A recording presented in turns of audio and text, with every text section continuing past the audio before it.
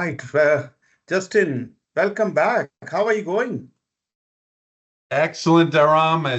I know it's been a long time. It's been a very busy summer, and I can't believe the fall is coming already soon. So been lots happening in the world, of course, but really excited to be back with you. And given the events that have happened over the last few months, today's topic will be very much relevant. Exactly. Yeah. The topic is relevant and we have to talk about this, knowing about, especially we're talking high-stake projects, risk management, high-stake projects. We're talking about the best practices. So there you go. So the topic is interesting. We're going to talk and a lot of interesting discussion going to happen.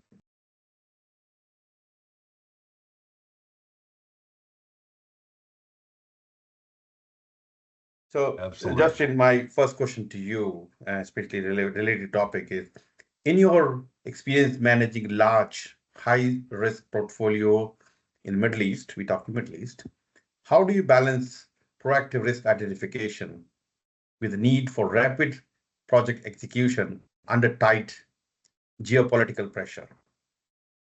Very loaded question. I think more than anything right now, the challenge for leaders in such a dynamic region of the world is you almost have too much information or you have a ton of information, but how are you interpreting it? And sometimes what happens is folks are influencing decisions that maybe don't have all the context, and they're not Exactly. relying as much on people that understand the region or the area. And this applies wherever you're operating in the world, especially here in the Middle East. The birthplace of almost civilization with the part of Africa as well, East Africa, the Middle East, of some of the great religions of the world. There's many, many, many different dynamics that are always pushing, pulling, and so for folks operating in this part of the world, you'll see some great opportunities that don't come to fruition simply because they don't have all the context and even the historical context. And recently, I was traveled to places like Iraq, Lebanon, Syria, and understanding and doing not just your research on your typical risk registers of the project and executing, but really understanding the region from a historical perspective and cultural perspective. And that will help give you better insights into the geopolitical pressures of the region and understanding the dynamics and how alliances with certain countries, whether it's with the West or the East, and all the different investments and that are coming in. Those, I think, as a leader trying to execute a project, and especially in a high risk area, those are very important. So really, truly being a student of history of wherever you're operating in, and I'm not saying just even to World War II or World War One, going way back, even into the before the Ottoman Empire, the Roman empires, truly going back and understanding, why are the way things are, today. And the famous quote is, if you don't study history, you're bound to repeat it, I think is very important. And so understanding just the way of life uh, will give you great insight into understanding the operating risks associated with your projects. And that'll also give you some insight into the geopolitical pressures that can help you maybe anticipate a little bit of some of the challenges as your project matures and you're getting towards the finish line, if that makes any sense. Oh, definitely. Yeah, yeah. So it's perfect, perfectly we presented the history. If the risk is all about what happened in the past. Can this happen again?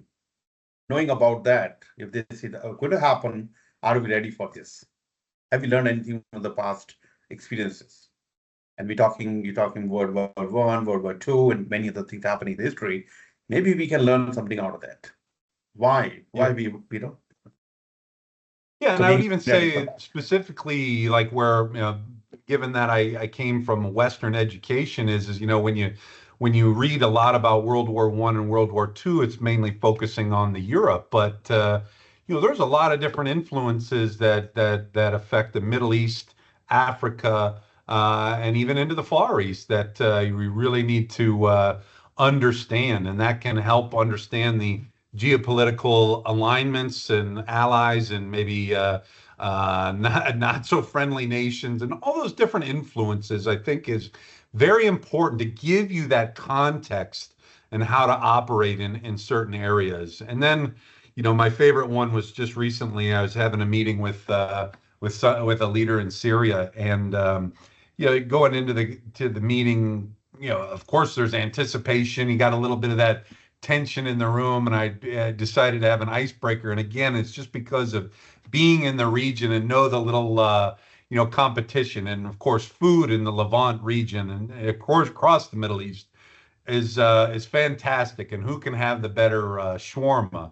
And so again, as we were talking very serious business topics, I kind of had a little fun and said, not only am I here for specific business purposes, but I really need to find out who does have the best chicken shawarma here in the Middle East. And understanding those little rivalries maybe between like Lebanon and Syria and Turkey, and having that fun competition really brings out, again, the human element of it, and really breaks down a lot of barriers to, hey, this guy actually does know a little bit about the Middle East, and some of the friendly competitions that we have. Again, that brings down a lot of barriers at first, and builds a little bit of rapport and trust, to where then you can actually get a better understanding. And they actually are the ones that want to take you to certain areas to show them their history and their culture. And so again, that helps you understand the geopolitical pressures and what they are facing, because of course we always look at things from our perspective, but we really need to understand what is the ground truth. And that usually gets lost, especially when you're talking large international organizations. That local context is very important. Exactly. Very well. You said knowing about local community, local people, especially doing the business in that area, you need to know that, and that helps you to build relationship with your client or counterpart, whoever is it. Yeah. No question. Yep. Great.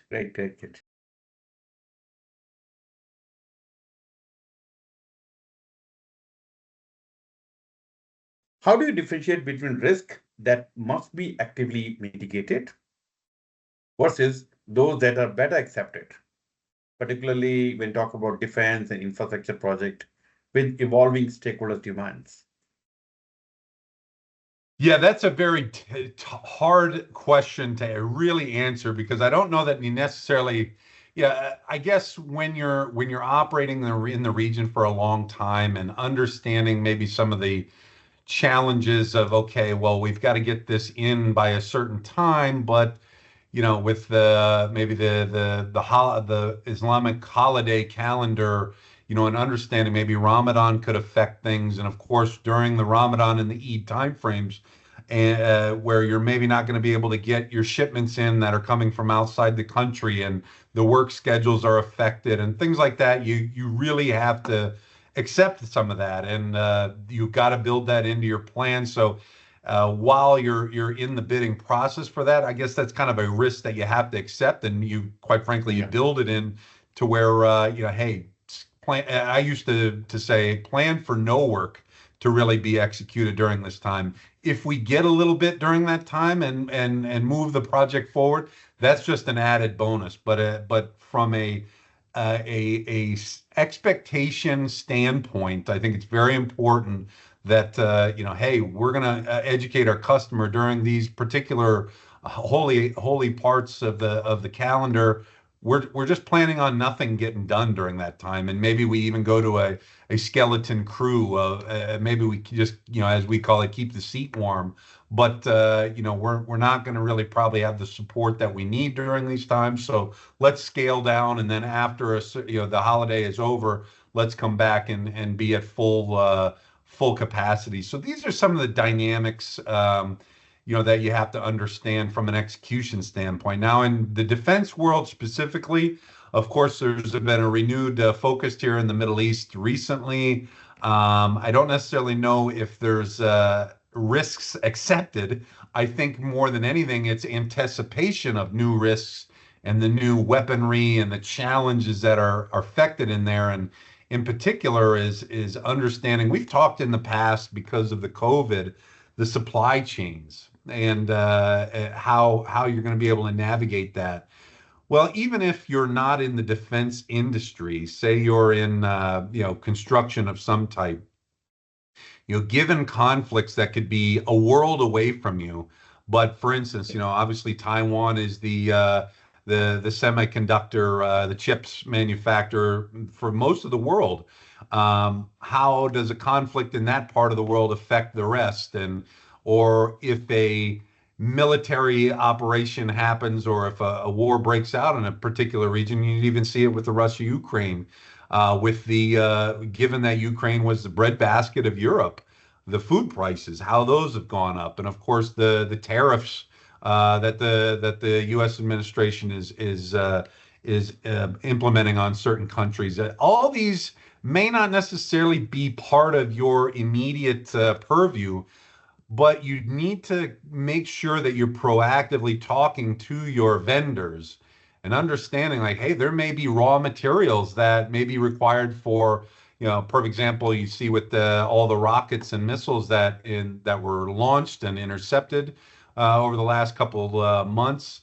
There's materials that are required that may be needed, for replacement of those particular systems that, in a commercial type entity, you wouldn't necessarily anticipate, but those raw materials may be diverted for defense purposes rather than your project. So being engaged entirely of what's going on in the world and understanding the cause and effects of a lot of these things are something that really has kind of come to fruition, I think, in the last several months, where I need to really understand the causes and effects of everything that's happening in the world. Oh yeah, definitely. Cause and effect, especially if this happened, sometimes it's a chain of reaction. One happen, second happen, next happen. So understanding, having good clear picture of that will definitely help you. So some of the risk should be mitigated. Some should be accepted based on, of course, you mentioned the impact of that. If the impact is not significant, then we accept them. Or if the impact is very high, then we have to think about how we're going to mitigate the risk and minimize the impact of this risk. This happens. Yeah, and some of those risks that if you are going to accept them, you're just going to have to build a contingency, a financial contingency just because it's operating in an austere environment, and that's really the only way you're going to be able to handle it. And of course, close stakeholder engagement internally and externally with your customer. Yeah. I think that's really the only way that you can really accept a certain type of risk operating in certain environments. Yeah, the contingency is very important when talk about risk. And whether it's mitigation or even accepted, we have to have some contingency. When you're accepting a risk, what that means, you're accepting something which is not favorable, but we still accept because it's not too bad. But there's impact, time and cost impact. Yeah. I could even make it simple. I know I probably went down the rabbit hole of more of the complicated stuff with supply chains, but for instance, during if you're doing particular work for during Ramadan, which is a whole month, and then you have the Eid holiday, we build in a contingency of a demobilization during that time. That's just something you accept and build it into your cost models to where you get everyone out of there for the 40 days or so, including the Eid holiday, and come back and be ready to go. Those are some of the simple ones. Just for but they do have extensive cost impacts. So planning ahead and understanding those will actually make everyone much happier and appreciative of understanding the local calendar, and it helps educate your customer. But Justin, this is what you're talking about, Ramadan, Eid, holidays. This is not a risk. This is known that this is fact. You cannot get the work done. So I don't call this as a risk. This is this has to be factored in your schedule because you know that. But if you're working in, let's say, in US, you don't want to talk about it. But if you're working with people working from that, let's say, Muslim community, that may be a risk. Okay, there may be a drop of work because of these people, certain people. Yeah, well, I would give it more. The reason I'm talking about it is simply because, while we're operating in the region, our actual customer, our direct customer, is maybe U.S. based, so they don't understand the particular region. So yes, Yeah. your end user is here in the region, so they appreciate you understanding it, but your actual direct customer is not Middle East based. But even from a risk standpoint of, hey, customs, it's always a challenge, and Yeah. understanding that. That's a risk that, of course, you have to mitigate and plan accordingly into your schedule. But you're also going to need to have backups upon backups on that, because sometimes as things, policies change or laws change, you may not be able to get a certain product into the country, or vice versa. Again, coming from a U.S. perspective, maybe the U.S. is putting certain parameters or technology that they don't want exported to that country. So these are all the different things where you're going to have to work with your company from a compliance standpoint, Yeah. legal, and even possibly working with U.S. State Department, which handles all your export control. All those different stakeholders, you've got to keep engaged. And it may be that, hey, you could create the greatest system or product in the world, but it may not be able to be exported to a certain country. So these are the type of things that, again, that have to be mitigated. And and quite frankly, hey, there's sometimes where I've actually worked for a company in the past where we actually even bought particular technologies to ship to another country, and it's come back to where the U.S. government has said we don't want that technology going to a place like that. So then you got a company that bought a lot of or spent a lot of money and can't use it. So again, these are some of the type of things that they definitely have to consider and Yeah. understand a holistic picture. Yeah. Yeah. Definitely. Definitely. Thank you. Thank you for explaining.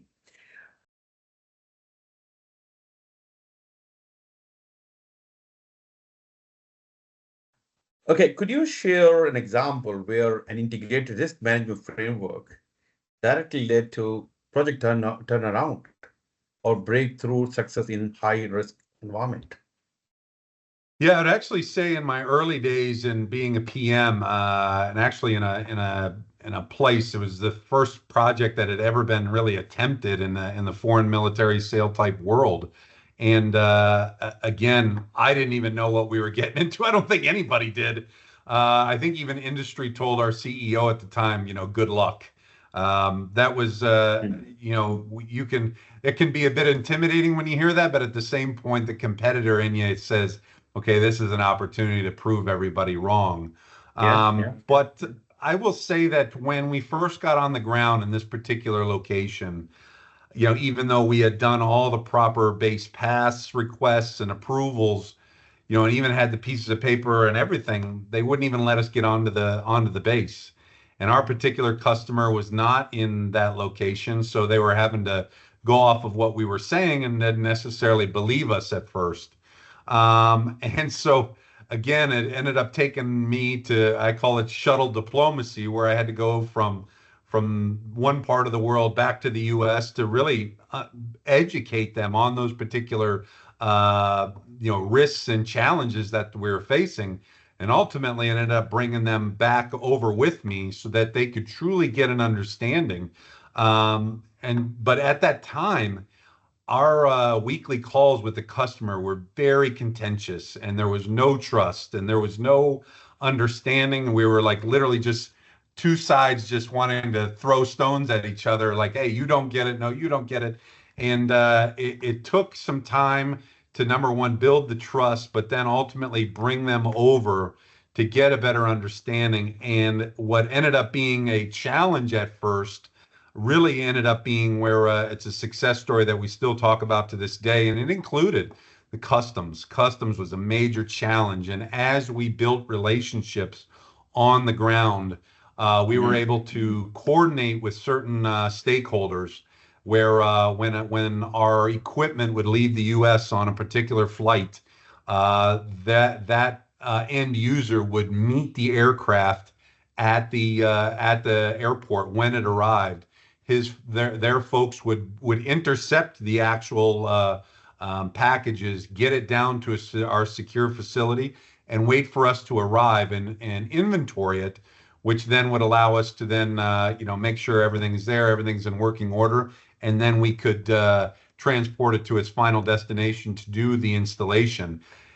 If we weren't able to do that and build those type of relationships, typically what was happening, it would take anywhere from 5 months to it even took years sometimes to get things through customs because of all of the challenges. And so that particular identification, building relationships, and mitigating those efforts turned from many months to, which became a true unknown, to, hey, it was a certainty we were going to have our stuff in a location for us to inventory within 3 to 4 days. That's the type of stuff where when you've kind of cracked that code, everybody else starts coming to you. Hey, we're having some challenges here. Can you help us? So all of a sudden, everybody else started figuring out, hey, Justin, what are you doing to be able to do that? It wasn't anything, that was under the table or anything. It was all particularly, above board and professional. But again, it was just those relationships and understanding the local cultures and how to operate that ended up being, where we became a low risk execution. So the follow-on work continues to this day, which has started over 10 years ago. So that's one thing that when we first got there, you don't really know how to do it. You have to figure it out. It's the old-fashioned way. But it is a success story that we still talk about and utilize to this day. So it is a great example to talk about. But where do we see the application of integrated risk management framework? Did you have a proper process defined? We're going to identify this risk. We're going to have mitigation, analyze them. We have analytics, and then the Monte Carlo simulation. Like I said, I go back to before you deploy for a particular project, or even when you're bidding on the project, you're looking at your risks and assumptions and things like that. But okay, now after you win the project and you're talking about it, in theory, as I was talking about earlier, is you can't truly understand things until you're on the ground and have that local context. So you can talk about the mitigation strategies. Well, if something gets caught up in customs, for instance, as I was talking about, how are you really going to get it out? And you're not going to really truly know until you get on the ground. Now, the unknown, and certainly you engage your stakeholders internally and externally, and even possible vendors on the ground, and you manage, number one, the schedule. Okay, do I mitigate? Maybe I plan for a 3-month delay of clearing customs, but it could take 5-6 months. You don't know. And so those are the type of things that, of course, you be upfront and honest about it with your customer and engage consistently. Again, leverage every type of contact that you have. All your stakeholders may have insights into certain things. Again, you have to almost build that team, your external stakeholders, that maybe it's your customer. You got to treat it as one team, one fight. Hey, we are going to win or lose as one, even though, yes, we're on two separate sides of the equation. We have to come together. You can't just say, hey, contractor, that's your job, figure it out. Yes, to a certain extent that is true, but it's we win and lose as one, and we got to find a way to act as a team. Yeah, definitely. So you applied the risk management and understanding, and build a relationship, stakeholder engagement, all part of that, and you mitigate it. And now you said from 5 months to 6 months, from 5, 6 months to 3 to 5 days, which is, big Yep. reduction or big win. Yeah. Well, and then here's the challenge too. Again, as a being so proactive, all right, you've been able to crack the code, and what you were planning for 3 or 4 months, now you got it in 3 or 4 days. Yeah. Is the site ready for you to execute now? So these are the type of things, oh gosh, we got it. Is my staff ready to go? Is my team ready to deploy? All these different things. So not only do you make sure find a way to get your particular, in this case, we're using customs as an example, but then you get it done. Are you ready to go? Is the Yeah. site Yeah. ready for you? Is the coordination ready? Do you have base access? All those things, you're having to juggle all of them at the same time, because while your customer is geographically maybe located in the US, your end user is on the ground, in another part of the world, and there may be other entities that have interest in it. So all those things you have to just be constantly engaging and making sure that, hey, if this particular entity comes through and gets our equipment to us sooner, we've got to be ready. But how do you do that where, Yeah. okay, if it doesn't happen, I can't necessarily pull my team off of another job, which hurts that. So all these different things, you really have to look at it. And we talk about integrated. That's where you're really earning your paycheck, so to speak, as a program manager or just a portfolio leader in general, making sure you're maximizing the use and operational readiness of your teams at all times. Definitely. Definitely. Great. Thank you for sharing. Thank you. Okay. So my next question to you is, with the AI, artificial intelligence, and predictive analytics gaining momentum,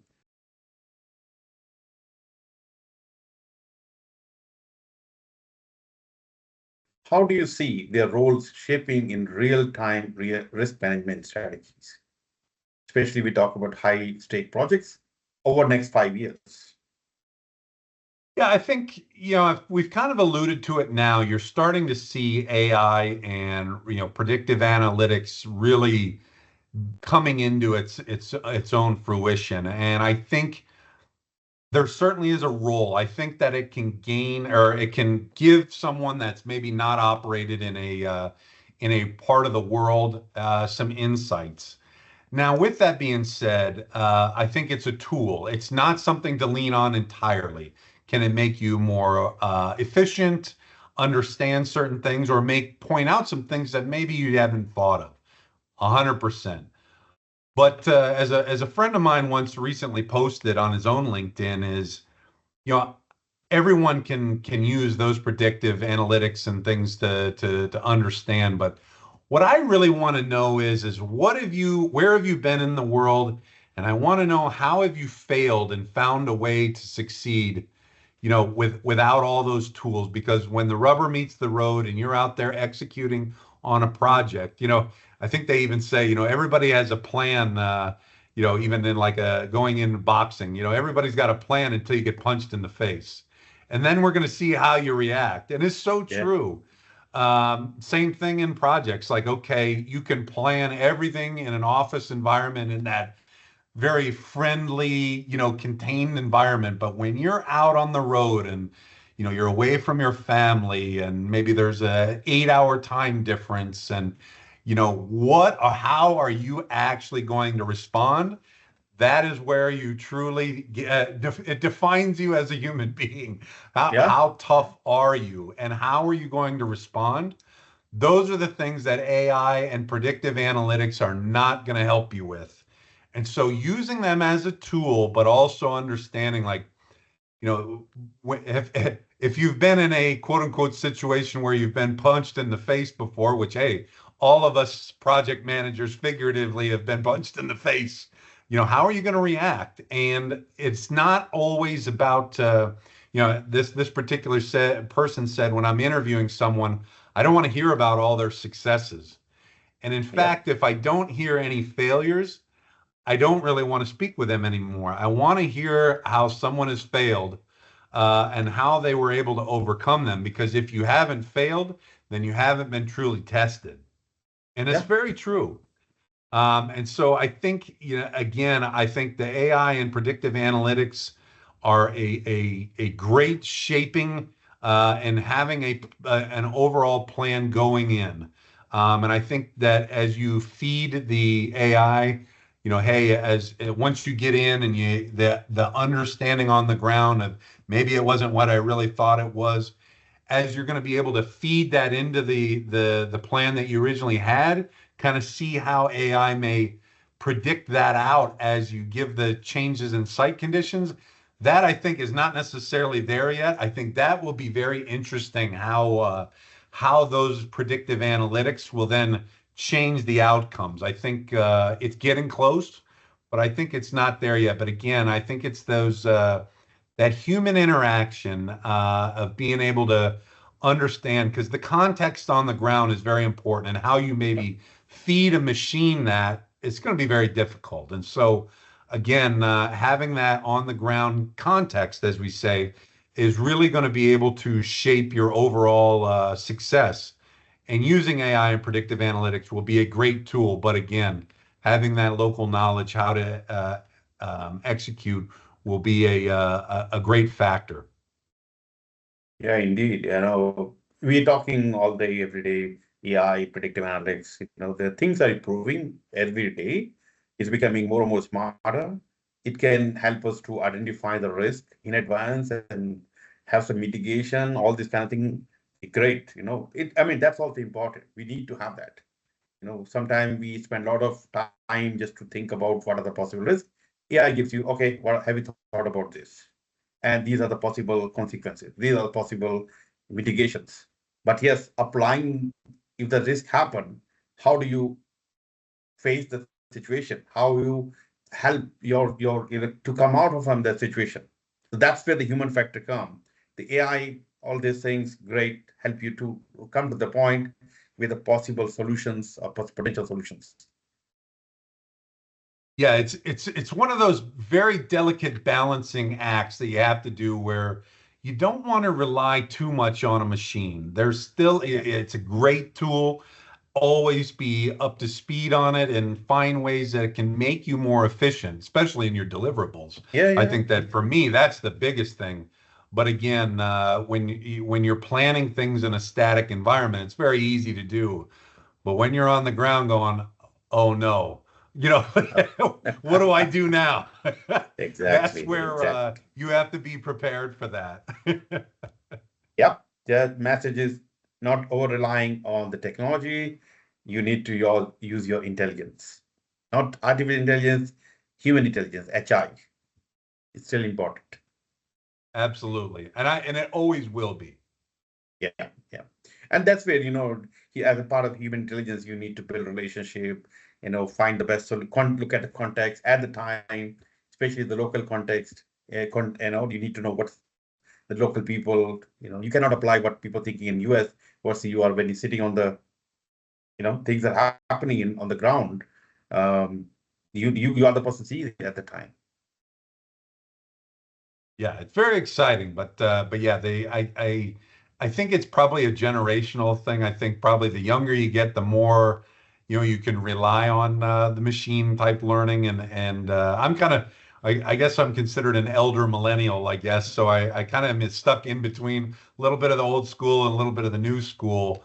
And I am not an anti-machine learning, because it truly can make things very efficient for you, Yeah, but do not rely too much on it. You exactly. actually even see it in when I was doing my MBA. Students can rely so much on research and everything else, but as soon as you read maybe a term paper and you ask one question, that again, it's just from the personal side of the experience of like, well, did you think of this? It blows up the entire thought process of the paper, because it relied so much on machine learning in a static environment. That's where you got to be very careful and almost be guarded, or as I think it was Ronald Reagan said, to trust but verify Yeah, type situation. that's per verify. Perfect. All right.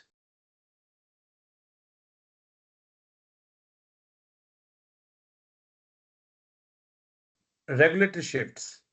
Regulatory shift often disrupt your project trajectories. What governance practices or adaptive framework have you found most effective in aligning risk strategies with dynamic regulatory environments? I think probably especially in the last, I would say 6 to 8 months, Yeah. Yeah. for me in my capacity, I've probably talked more with our compliance within our company and legal folks than I ever have in my entire life.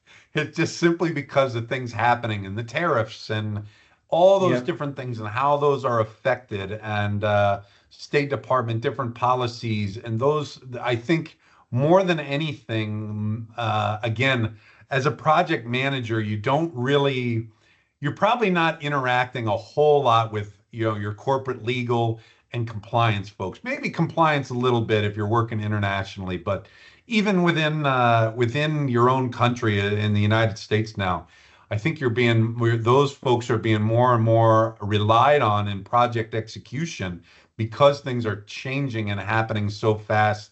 Even as I was going into Syria, while the sanctions have been lifted from an executive standpoint on Syria, the actual paperwork, so to speak, has not caught up yet.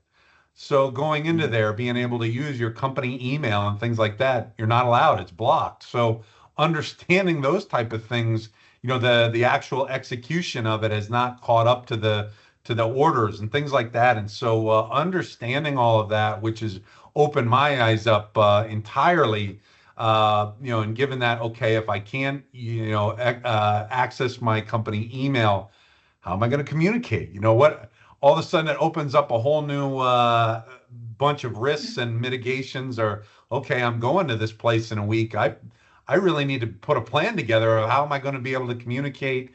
How am I going to give my presentations, things like that. And that's some real time challenges that I just faced in the last couple of weeks that Mm. I found ways to overcome them. But again, I think having a great relationship and an open communication as early as possible with your compliance and legal frameworks within your company can really help you as a project leader or executing.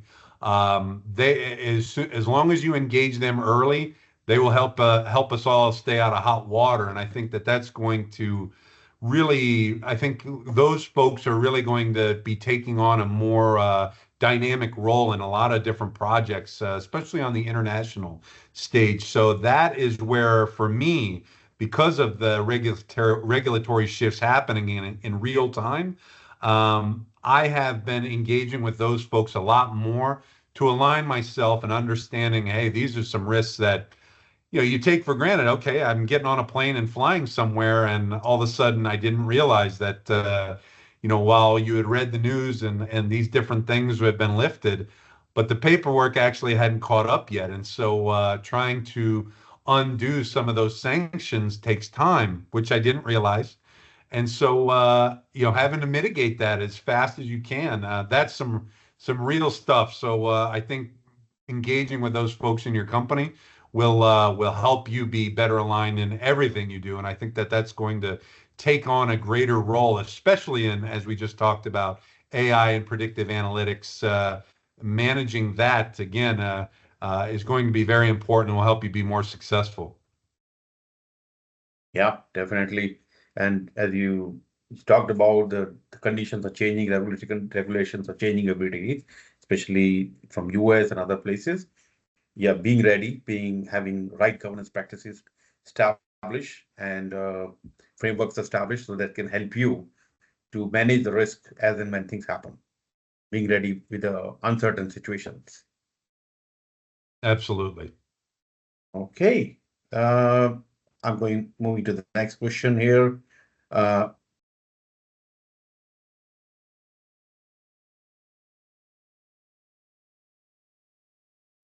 Given your vast leadership role across defense, infrastructure, technology sectors, what are the common blind spots organizations overlook when planning for external hazards in high-stake projects?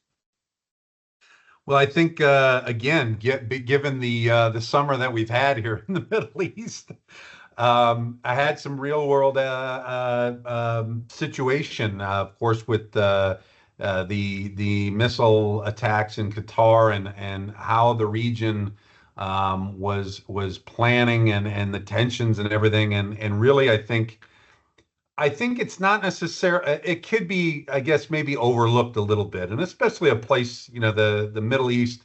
I know the West specifically thinks the Middle East is nothing but danger, but it's quite the opposite. Where it's very peaceful. The overwhelming majority is very peaceful, and in fact, there was a lot of shock of what happened because I will say, living in Qatar, I consider it a bubble of. It's such an amazing place, and the GCC region as a whole is a great place to have a family, quite frankly. But you don't realize that hey, life is real and things can happen anywhere at any time. So I think more than anything, it could be considered overlooked, but a blind spot of an organization is okay, what are we going to do if we have to get people out? The evacuation plans or the contingency plans and things like that. And as tensions were rising, we really that was probably one of the biggest things that I dug into is okay, you start planning out different scenarios in different countries here in the region. How are we going to get our folks out? How are we going to get our folks to safety? If something happens here, where are we gonna we're gonna put them in a safe environment? Or if as we saw, airspaces were closed down. If we can't get out by air, how are we going to get across land borders? Or is it even safe to go across land borders? Or all those different scenarios. I think that as an organization, um, because it is such a peaceful place here in the Gulf Cooperation Council countries, I don't necessarily know if that's as extensively planned out in what we would call you know a resiliency. That's how we would call it. Is and a perfect example is as the climate is always changing. As typically you're not seeing typhoons in the Middle East, but typhoons have hit the country of Oman. What as the climate is changing, as it always has and always will, what would be the scenario if a typhoon were to come into the Arabian Gulf? What does that look like? Are we prepared for something like that? Or if you go look in the Mediterranean, of course, you saw in the last couple of years, North Africa, the Morocco and Libya and Tunisia, the flooding from these massive rainstorms. Well, is Egypt and Lebanon and even Israel, Jordan, and Palestine, are they prepared for a typhoon like scenario? Those are the type of things that you don't necessarily think about, but those I think are the things that, from a resiliency standpoint, not only from a nation but as an organization, we really need to start looking at that as some of the scenarios of how are we going to make sure that the country is protected as a whole from these type of situations, and if the situation does arise, what is our response? So that whole resiliency, I think, is taking on a greater meaning in the Mhm. region, not only from an organizational standpoint, but even from a national standpoint. Yeah, I mean, knowing about knowing about the GCC area, generally there's no rain, but what if the rain happen? I experienced this situation like in 2013, visited Dubai for first time. I think first time, maybe second time, and I was running a program, PgMP program, first time in Dubai, and I saw a couple of people not coming because the last night rain. So hang on, rain, and the problem with them is with Dubai at the time. I don't know now. There was no sewage system, no rainwater system. If rain happen, it stays. Of course, because there's a lot of water. So, but on the road, where the water will go, and the roads are full of water. Anyway, so that's where now knowing about that, it can happen, is happening now. So what are the, these are common blind spot, and what can we do to be ready for future disaster or rain or hurricanes or whatever? Yeah, it's definitely something to consider. And like, Oman, which is part of the Gulf Cooperation Council, it sits they're on the more on the Indian Ocean, and the Gulf of Oman, as the Arabian Gulf goes into the Indian Ocean. They do experience, they have gotten typhoon type weather. So it's not unheard of. And at first, when I started thinking about it, I'm going, wow, you think of a desert and those type of things certainly haven't happened. But as the weather is always changing, and we even saw massive flooding in Dubai and other places. I think it was as early as last year or the year before. And so these are the type of things that we as every nation needs to think about how you're going to respond and the resiliency of a particular situation. And not only that, even your critical communication systems or your power. I've even seen again, we're talking about this more as from a national side, looking at Syria as of right now, the water desalination. It's something that Mhm. it's not a secret. You can look at it online where there's some challenges there for fresh drinking water. We've got to find ways to make sure that that's we find solutions for that. So all those different things. Again, as an organization, if you're operating in that part, maybe in Syria, that maybe not didn't doesn't necessarily come into your risk framework, but when you have to look at it holistically as a nation, that's something that you definitely have to plan for and account for in your execution plan as an organization. So again, it's really understanding all the different dynamics happening in wherever you're operating.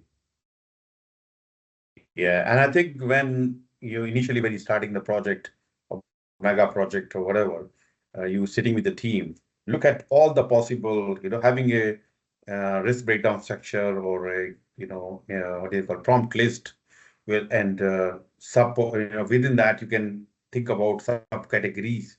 So you are looking every angle, every possible risk from different angle, which the risk may be seen as okay, it's a very negligible having rain in particular season is very, very low.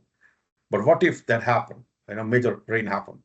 But think for may not put on the major risk, but as a you can say watch list with the thought of okay, if that happened, what are the impact is high. What we will do in that situation. So Yeah, yeah, very interesting with what everything that's so dynamic now. So yeah, we could probably talk about this for a very long time. I know. So just to let me move it to the next question now.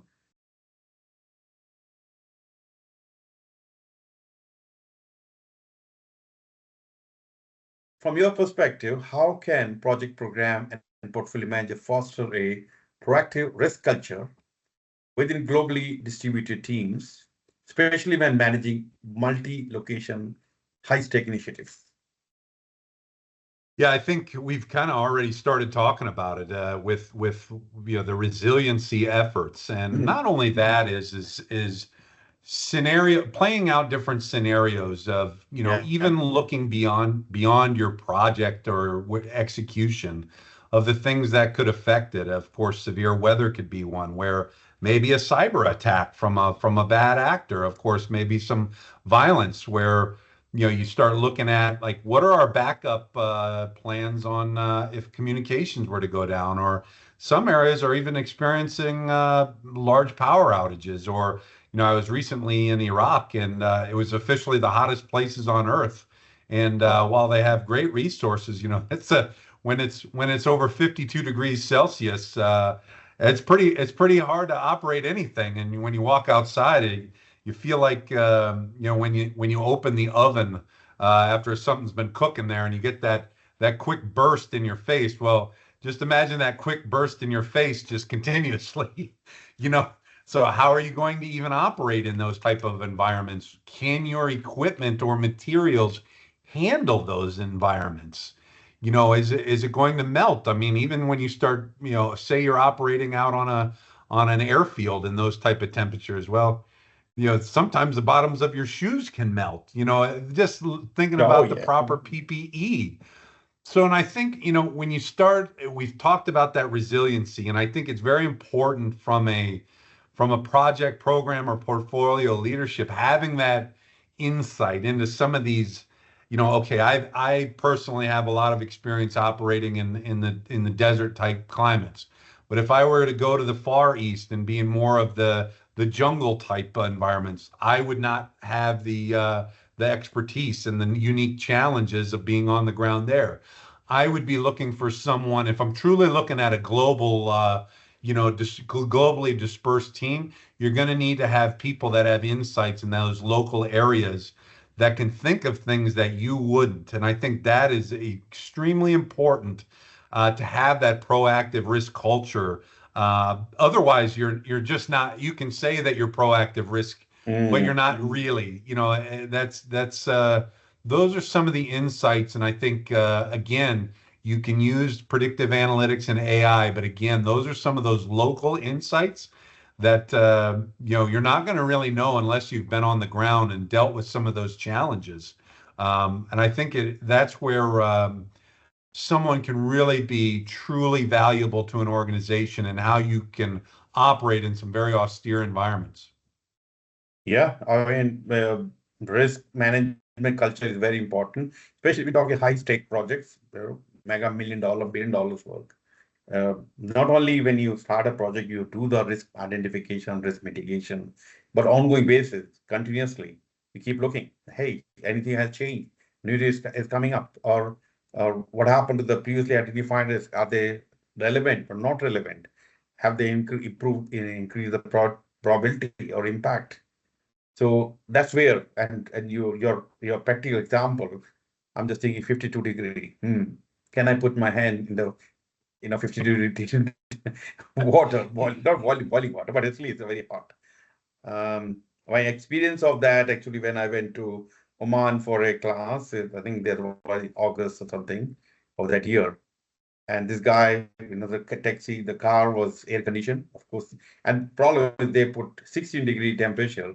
And when you come out 46 degree, literally you feel like, just straight into the oven.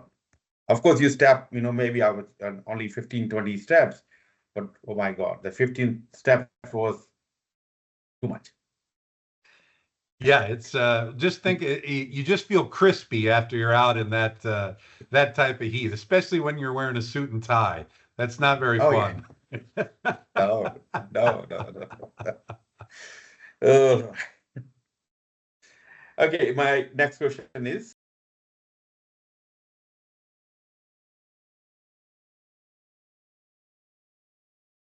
if you were tasked to design a next generation risk management center of excellence for a high stake global project, what key pillars and technology would you prioritize?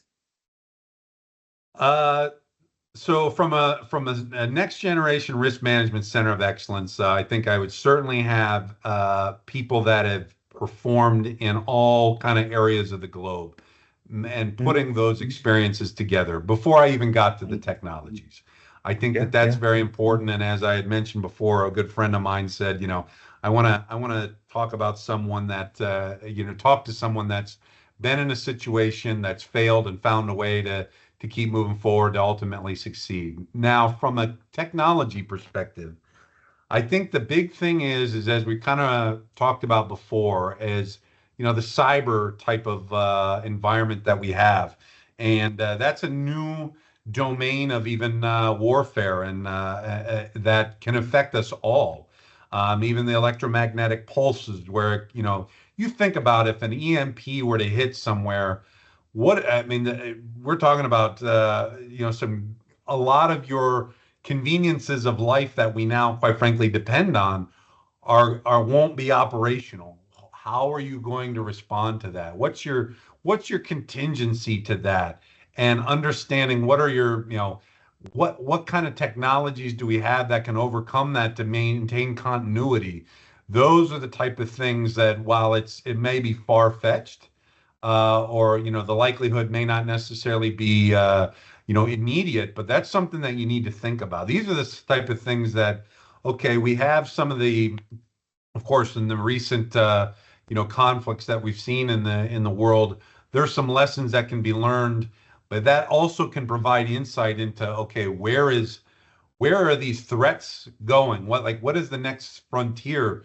You almost have to think of these conflicts, sadly, of they could be testing out some certain things on both sides of a conflict. With the drone technology, how do you defend against something like that? While there's great intentions of those technologies, there's also bad intentions. So while there when you see these new technologies coming about that can make you more efficient, well, it can also probably be weaponized in a certain way that you aren't thinking about. So the Yeah. cybersecurity, I think, is probably one of the main important things to making sure that you keep your continuity and resiliency. And so that's at a very macro level. Going into more specifics could probably take us a long time and certainly play out many different scenarios. But I think having that local knowledge in all environments throughout the globe would be greatly important. And then those type of technologies, doing some of those.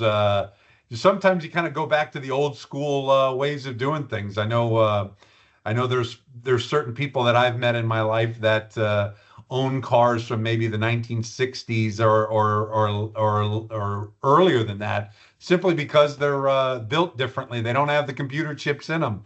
They're not connected to. So those are the type of things that sadly you have to think about in this day and age. But again, how are you going to continue to remain resilient? What are your ways to overcome those type of threats? And if they did happen, how's that going to affect you? And what are you going to do about it? I think those are being at the forefront of understanding. I'll never forget. I was pointing out some risks to a customer of mine a couple years ago, and all the different scenarios that when we build a electronic security system, it might seem to a person that isn't in the business there, that's like some James Bond type stuff, that's what they said to me. And I said, well, it's not necessarily meant for the James Bond type people. It's actually the biggest threat to an electronic security system is the person on the inside, the insider Mm. threat. So these type of sensors and technologies actually keep everyone honest. And when I said that to him, it really shocked him. He's like, wow, I never thought of that perspective. So these are the type of things that, again, I'm not saying that those type of systems can't be defeated, but it's the insider threat that is usually the most immediate and one that's going to do the most damage. And so you start thinking about those type of things and what kind of chaos that can do to an organization and a nation when you start looking at that. Those are the type of things that we have to be thinking about and how it might affect us personally and professionally in our organizations and, of course, our family. Oh yeah, definitely. We need to think of various things, especially and you talked about cybersecurity, which is very big threat. When your system is you feel that your system is secure, but something is, they find a way. Never enough. Never enough. Ever. Yeah. So, and many other technological challenges, especially the chat GPT and how much data we are feeding into and what other person can use the data for. Because you may be unknowingly putting some data there and somebody is, okay, great, keep feeding. We are using that. And yeah, so technology is changing. So we have to change, we have to adopt. And so the risk management strategies should be changed, and we need to look in for new way of dealing with different situations. Yeah. So thank you. Thank you, Justin. It was great discussion as I was expecting. Because your experience in GCC and infrastructure or mega projects you have been working on, Neom City and many things happening. So spot on. Many of the things you talked about, I think we have a useful information. If people can use that, one of the portion of that single portion of your information can be beneficial. So thank you for your contribution as you have been. And I will be coming back to you with more and more topics and discussion. So thank you. Always a pleasure, and look forward to our next discussion. Yeah, sure. Can't wait for next discussion. It's always pleasure talking to you and full of energy and full of vibes, and then a lot of discussions. Yeah. So till that time, take care, have fun. Bye. Thank you.